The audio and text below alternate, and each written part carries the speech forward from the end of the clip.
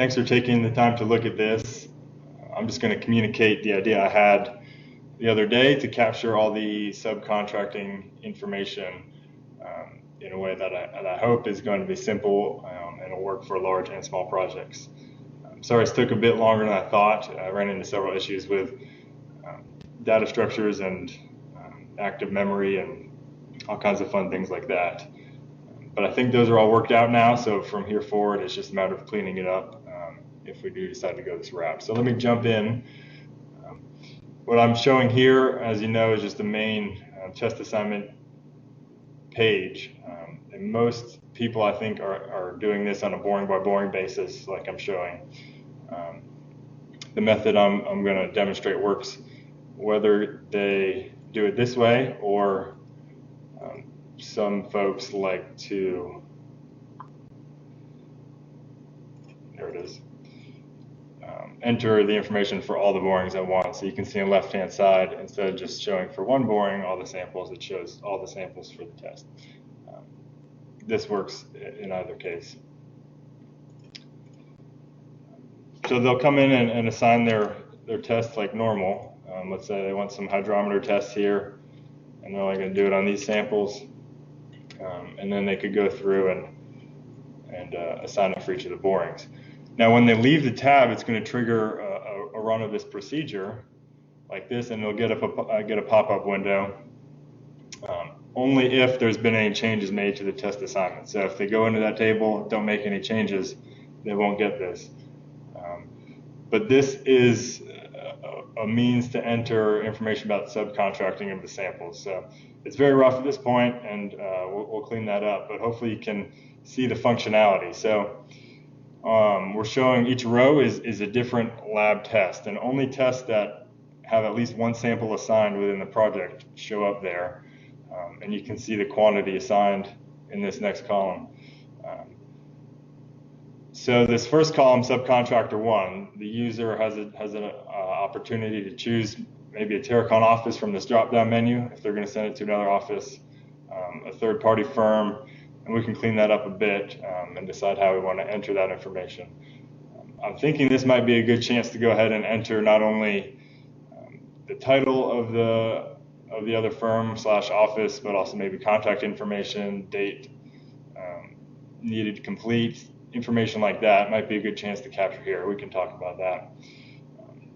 So if they do want to subcontract out some samples, they can enter it, of course. If not, they just hit save, and they're moving forward and doing all the tests in-house. If they do want to, let's say they want to send some to Austin, they could say, well, I do want to send some, let's say, unit weights. You could easily click all, and if you want to send all your unit weight tests to Austin, you could also click some. And what this is going to do is give another pop-up here, and it's going to list every sample that's been assigned as a unit weight. In this case, there's only 4 of them. And I have yet to clean up. Right now, what you're seeing, these numbers are just the record IDs for each individual sample. We're going to pass those in, and each of them will look like this top one where it says boring, depth, and then sample type and sample number if it has it. So at this point, they could say, I only want to send this sample and this sample to Austin. If there's a lot of samples, like I'll show in a second, let's say we've got 84 Atterbergs, you could hit select all and then maybe deselect a few of them. There's that functionality. I also think we'll add a button here that says pre-populate based on another test or something to that effect, so that if you go through and select several samples for one test and you must select the same samples for another test, you don't have to go and do that manually.